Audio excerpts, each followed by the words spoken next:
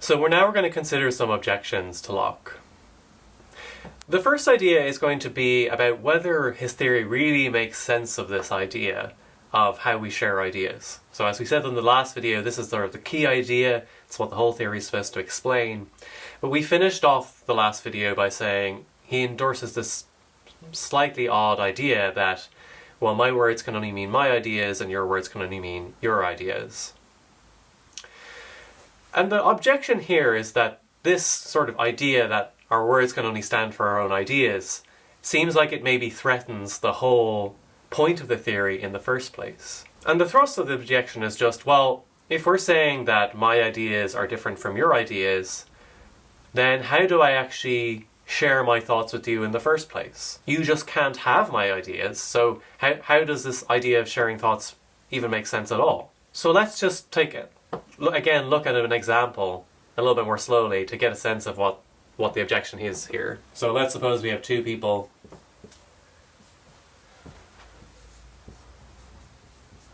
Alice and Billy. And we'll imagine that they're both students in this class. And maybe Alice wants to communicate some thought about me, the professor. On the view we're entertaining, these two people have different ideas of me. So here we have Alice. She has maybe one particular idea. Maybe the fact that I have glasses really stands out to her. And then we have Billy as well, who has a different particular idea. Maybe the hair is what really stands out to Billy. But whatever the case, Locke is going to say that these two people have distinct ideas. They have different ideas. And in Billy's mouth, DB, for him, that stands for that idea. For Alice, it stands for this idea. So this is just a picture of the consequence that we mentioned last time, which is that as this word is used by different people, it means different things. But then the worry is, well, if they mean different ideas, if the ideas stands for different things for these different people, then how do they use it to share thoughts in the first place? Because as we said, Alice, she can't give Billy her idea of me, his idea. He just has a different idea. And presumably, suppose Alice wanted to say David Boylan is David Boylan's a terrible professor or something like that.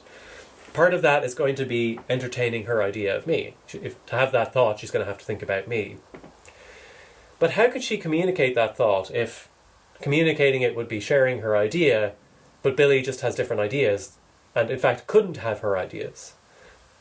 It looks like this way of thinking about ideas actually just sort of rules out the thing that we were supposed to explain in the first place, which is that communicating via language is about sharing thoughts. Because presumably to share thoughts, you'd have to share your ideas, but ideas aren't things that cannot be shared. You're only aware of your own ideas, you can't be aware of anybody else's ideas. So this is an objection that you'll see that Locke is actually aware of, and he tries to anticipate it, he tries to give a response to it in the text. And the response seems to be, it's not 100% clear, but basically the way I read it is that he says, well, we kind of engage in this game of pretense. So we recognise that our ideas aren't the same. So Alice knows at some level that her idea of me is different from Billy's idea of me. But when she says David Boylan is a terrible professor or something like that, she sort of pretends that the ideas are the same. So she pretends that her idea is the same as Billy's idea. But again, this is not really totally satisfying, because remember, when we think about these very simple cases, like the mushroom case at the beginning, it seems like something real is going on there. It seems there really is like one thought that I'm having that you come to have as well. And it doesn't really seem like there's any pretense involved there. So it's still not really very clear that Locke really completely manages to rebut this objection. And the way I like to think about it, what's really gone wrong here, though, for Locke, is that he's kind of got come at it with the wrong theory of ideas, or hasn't quite formulated the idea that words stand for ideas in the right way, that there would be a better way to state his theory which wouldn't have this bad consequence. And to state the theory, we need to first introduce this idea of types versus tokens. You may or may not have heard of this idea in a class before, but it's a very simple sort of idea. So for instance, I have a MacBook Pro as my laptop. That's the kind of laptop I have. Now, in some sense, there are lots of people who have MacBook Pros, but there's only one person who has the particular MacBook Pro that, for instance, this video is being recorded on, and that's me. So the distinction between a particular instance of a kind, so for instance, my particular MacBook Pro, and the kind in general, the kind of computer that a MacBook Pro is. And when philosophers talk about this distinction, they call it the distinction between types and tokens. So what we would call the kind in ordinary language, that's what philosophers call a type. And the particular instances, so like the particular computers, these are tokens. So my computer is a token of the type MacBook Pro. So lots of different things come in types and tokens. So chairs, tables, clothes, and so on. But one idea is that maybe ideas also come in types and tokens. And if we think about this simple example, we see that actually that's maybe a natural thing to say. Because there's obviously there's a sense in which these two people have different ideas. But we also want to say there's a clear sense in which they have the same idea as well. Like, although there are different instances here, even though these are distinct episodes of thinking, like there's one process going on in Alice's head and there's a different process going on in Billy's head, in some sense, isn't it the same processes, isn't the same kind of thing going on? Basically, this is another way of getting at the idea that while they're entertaining different tokens of thoughts, they're still having the same type of thought. These are both instances of the more general thought, like thought about David Boylan. So Alice is entertaining her particular token, Billy is entertaining his particular token, but they're both ideas of the same type. And when you put it this way, you might think the right way to state Locke's view is that not that ideas stand for particular tokens. That's what Locke did seem to have in mind, because he says Alice's word stands for Alice's idea. So he seems to be thinking that Alice's word stands for her token idea. But really it seems like the right way to state this view is that the individual words stand for the type of idea, not the token. So it's not like the word as used by Alice has a particular meaning that's different from Billy's meaning because the ideas are different.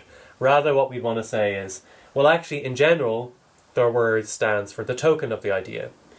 And this would mean that maybe again that they could share thoughts. Because while they can't have the same token idea, this example shows they clearly can have the same type of idea.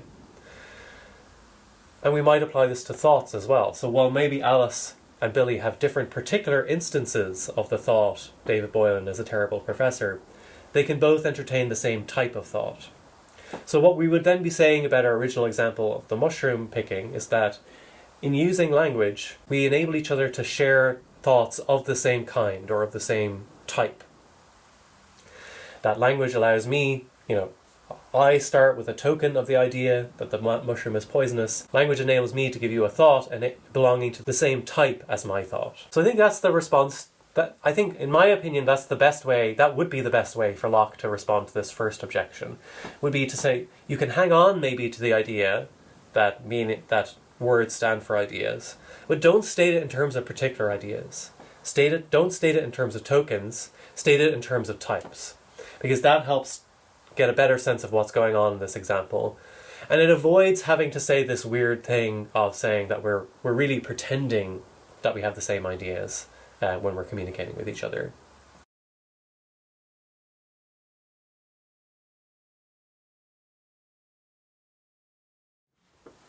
The second objection I'm going to talk about really stems from the same issue in Locke's theory, this idea of words standing for particular ideas.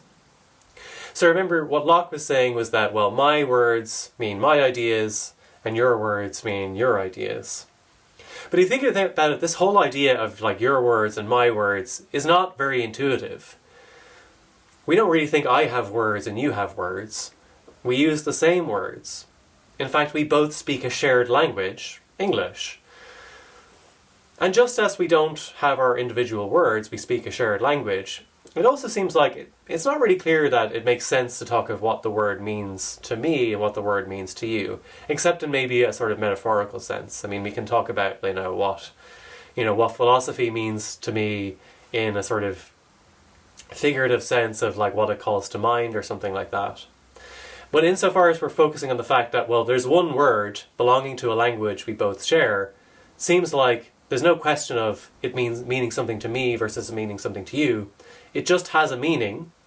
Philosophy means the subject of philosophy, or an idea of it, or something like that. And you either understand the language, and so you understand that, or you don't. It's not like it means different things for different people. So when you think about it, the way we think about English is that it's a shared language, it has its meanings. We learn those meanings. It's not like we each assign our individual meanings to the words. The whole point of learning a language is to basically learn the meanings that are already established. And that, again, is kind of at odds with the way that Locke was talking about his theory of ideas. He very much seems to be thinking about meaning as if words mean different things for different people. Now, again, this is an objection that Locke seems to be aware of. It's not like he just didn't think about this. But his reply is to say something like, well, strictly speaking, my words mean something different from your words. But they mean very similar things, because my word means my idea, so my meaning of David Boylan is my idea of me, your idea of David Boylan is your idea of you.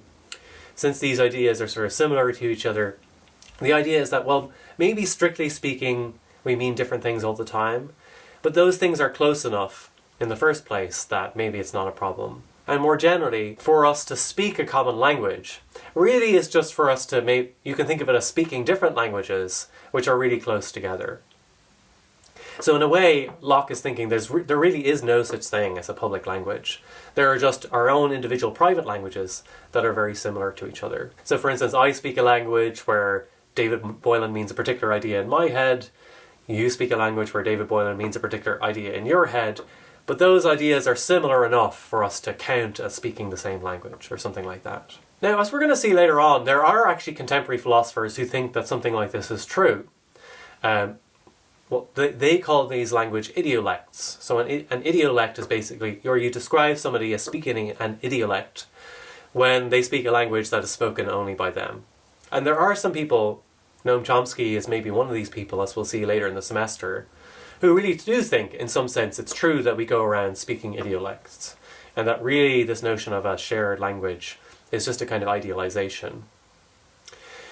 But that's not the natural way to think about it.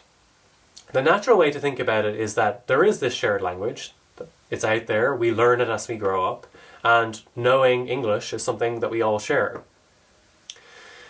So what I want to say at this point to the objection is that, well, it's maybe in theory defensible, and there may be good reasons down the line to say that we speak idiolects rather than a shared language. But Locke hasn't really given us any very good reason for thinking that's true. Because as we saw, there's already this reformulation of his theory in terms of types of ideas rather than tokens. And notice that if we put it that way, then we would no longer be committed to the idea of idiolects. So, as a matter of fact, Locke thought it was and it is a consequence of Locke's particular version of the idea that meaning is a matter of standing for ideas. It's not essential to a theory like that you end up speaking idiolects. You just have to be careful about the type-token distinction. If instead we were to say, for a word to be meaningful is for it to stand for a type of idea, then we could have this theory without this weird consequence that we all speak our own private languages. We could say, well, for instance, David Boylan stands for a type of idea. To know the meaning of that phrase is just to know that it stands for an idea of that type. And since we're all able to access that type through our own tokens, I don't think there's any in principle problem saying that we speak a public language. So this idea that we speak our own languages is actually kind of separable from the idea that meaning is standing for ideas. And since it seems more intuitive to say that really languages are shared, that's a good thing. It's an improvement on the theory to restate it in terms of types rather than tokens. It also helps us make a sense of the idea that languages are shared.